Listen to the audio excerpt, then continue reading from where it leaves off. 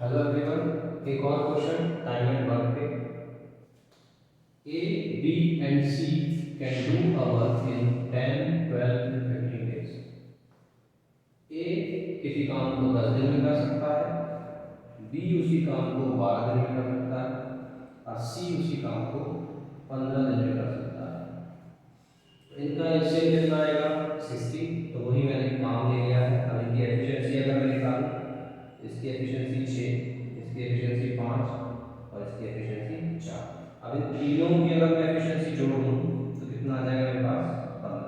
यानी कि अगर तीनों मिलकर काम करते हैं तो कितने दिन में कर लेंगे? 15। मतलब कितनी एफिशिएंसी के साथ करेंगे? 15 एफिशिएंसी के साथ करेंगे। अब यहाँ पर बोला ये गया है कि A left the work 5 days before the work completed. A ने काम कंप्लीट होने से 5 दिन पहले काम को छोड़ दिया। B left 2 days after A had. B ने ए के जाने के 2 दिन बाद काम को छोड़ दिया, यानी कि वो ए से 2 दिन ज्यादा काम कर रहा है। अच्छा, सी के बारे में कुछ नहीं बोला गया, इसका मतलब सी शुरू से लेकर एंड तक काम कर रहा है। अब हमें ये पता है कि ए काम खत्म होने के 5 दिन बाद चला गया, लेकिन काम खत्म कितने दिन में हुआ ये हम नहीं जानते। तो वो मैंने मान लिया कि x डेज में काम खत्म हो रहा है।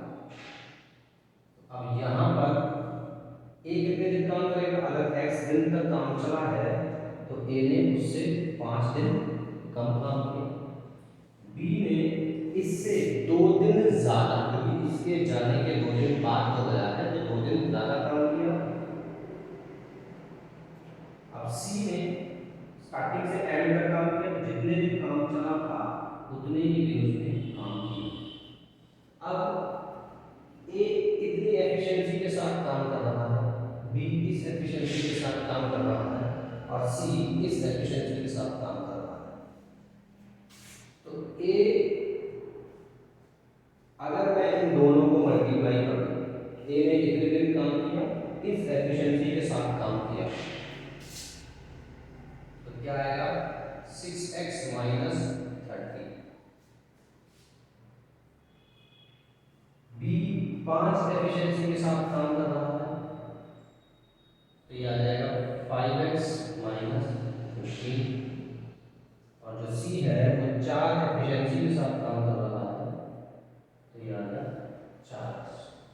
अब इन सभी के काम को मिलाकर हमारा काम पूरा हो जाना चाहिए, तो इनको जोड़ देते हैं। अगर ये चीज़ आपको ना आती हो तो आप सीख सकते हैं कि एक्स वाली टर्म्स को आप ऐड कर दो। 6 4 10 5 15 15x और -15 और -30, माइनस माइनस की वैल्यू हम प्लस कर देते हैं, तो ये माइनस का 45 आ गया। अब ये जो काम है, ये काम और ये काम दोनों बराबर होना चाहिए, तभी तो काम कंप्लीट माना जाएगा। यहाँ से आप वैल्यू निकाल दो, 60 + 45 15x, तो ये आ जाएगा आपका 105 और 15 प्लस का यहाँ कर देता हूँ मैं 105 बराबर 15x। तो x की वैल्यू जब निकालोगे तो 15 यहाँ पर मल्टीप्लाई में है, यहाँ पर डिवाइड हो जाएगा। ठीक है, अब इसको आप सॉल्व कर लो। इसको जब आप सॉल्व करोगे तो कितना आंसर आ जाएगा? 7।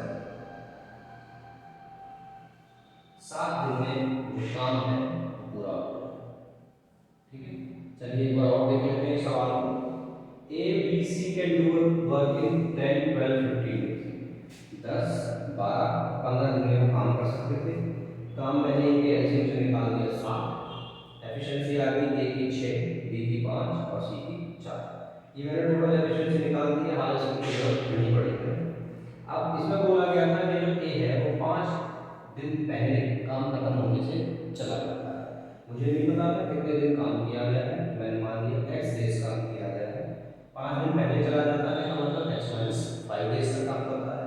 बी ए के जाने के 2 दिन बाद जाता है, यानी कि वो इससे 2 दिन ज्यादा x माइनस 3 डेज काम करेगा। मल्टीप्लाई में क्या आ जाएगा? अभी सॉरी, मल्टीप्लाई बाद में लिखते हैं। ए जो सी जो है वो शुरू से एंड तक काम करता है, तो उसने x डेज तक ही काम किया, क्योंकि x दिन तक काम चल रहा है।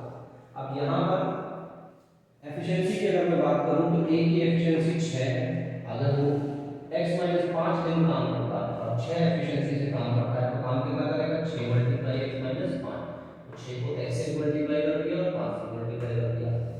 b की एफिशिएंसी 5 है तो 5 को मल्टीप्लाई किया 5x माइनस 15। c की एफिशिएंसी 4 है तो उसको 4 से मल्टीप्लाई कर दिया। अब इन्होंने अपने अपने हिस्से का काम कर दिया। अब इन सबको अगर मैं जोड़ दूं तो होगा क्या, जो टोटल काम आएगा और ये जो काम है बराबर होने चाहिए, तभी काम को कंप्लीट माना जाएगा। तो 6 5 11 और 4 15 x और माइनस 30 और माइनस 15 हो गया माइनस का 45। अब यहाँ पे माइनस का 45 इधर आ गया, प्लस का 45 हो गया, ठीक है। तो ये आ गया आपका 60 प्लस 45 बराबर 15x। 60 प्लस 45 कितना आ गया, 105। 105 बराबर 15x। x की वैल्यू निकालेंगे तो 15 नीचे आ जाएगा और इसको जब आप सॉल्व करोगे तो 7 पे पूरा कैंसिल हो जाएगा, ठीक है। तो कितने दिन में वो काम पूरा हुआ, 7 दिन में काम पूरा हुआ। इस तरीके से ये कंडीशन बदल सकते हैं यहाँ पर, ठीक है। तो इसमें आपको बिल्कुल भी कंफ्यूज होने की जरूरत नहीं है। कोई व्यक्ति या एक से ज़्यादा व्यक्ति एक साथ काम करने के लिए आते हैं, कोई बड़ी बात नहीं है उसमें। ये हमें ध्यान रखना है कि हर व्यक्ति ने कितने कितने दिन काम किया। अब आपके साथ कितने भी लोग काम करने के लिए लग जाए, लेकिन आप अपनी एफिशिएंसी के हिसाब से ही काम करोगे। आपकी जो एफिशिएंसी है, आपने अगर 10 दिन मान लो काम कर दिया, आपकी एफिशिएंसी 6 है तो 10 दिन में आपका काम 60 माना जाएगा। जिसकी एफिशिएंसी ज़्यादा है वो ज़्यादा काम कर पाएगा, जैसे इसकी एफिशिएंसी ज़्यादा है तो जितने दिन उसने काम किया उसको अगर आप उसकी एफिशिएंसी से मल्टीप्लाई कर देते हो तो काम निकल के आ जाता है। ऐसे ही मैंने सबके साथ किया, सबने अपना अपना काम किया। इसने इतने दिन काम किया था तो इतना काम कर दिया, इसने इतने दिन काम किया था तो इतना काम कर दिया, सी ने इतने दिन काम किया था तो इतना काम कर दिया। अब सभी के कामों को अगर जोड़ दिया जाए तो वो आपका टोटल काम होना चाहिए, तभी कंप्लीट माना जाएगा। तो यहाँ से x की वैल्यू निकल के आ गई 7। आपको लग जरूर रहा होगा कि इसमें इक्वेशन वगैरह यूज होगी, लेकिन जब आप इसको सोच के खुद करने बैठोगे तो आपको इसमें कुछ भी ऐसा डिफिकल्ट नहीं लगेगा कि आपको इसमें समझना है। कोई इक्वेशन यूज नहीं की है, बस ये चीज़ें सारी आपकी पुरानी हैं, इतना आपको पता ही था। एक नई चीज़ ऐड हो गई कि वो उस काम खत्म होने से 5 दिन पहले चला गया। हमें क्या पता कि उसने काम कितने दिन में खत्म किया था, तो आपको मानना तो पड़ेगा। इसके अलावा और कोई तरीका नहीं है, कोई भी तरीका नहीं है इसके अलावा। आपने एक्स डेज मान लिए, अब आप कह सकते हो कि 5 दिन पहले जाने का मतलब ये है, इससे 2 दिन बाद जाने का मतलब ये है, और सी ने अगर पूरे दिन काम किया है तो उसका मतलब वो पूरे दिन एक्स डेज काम कर रहा है। अब इतने दिन अगर काम किया है, एफिशिएंसी अगर ये है तो दोनों को मल्टीप्लाई कर दूंगा तो काम निकल के आ जाएगा। किसी के नंबर ऑफ डेज मुझे पता है कि वो कितने दिन काम कर रहा है और उसकी एफिशिएंसी भी मैं जानता हूँ कि वो किस एफिशिएंसी से काम कर रहा है। दोनों को मल्टीप्लाई करके कितना काम कर लिया ये निकालने में कितना टाइम लगेगा, कुछ भी नहीं। तो यहाँ पे वही काम किया गया, ठीक है। आई होप आपको ये समझ में आ गया होगा। फिर भी अगर आपको इस क्वेश्चन में कोई भी डाउट नजर आता है तो आप कमेंट सेक्शन में मुझे बता सकते हैं, मैं इसी क्वेश्चन को दोबारा एक्सप्लेन करूँगा। Thank you so much.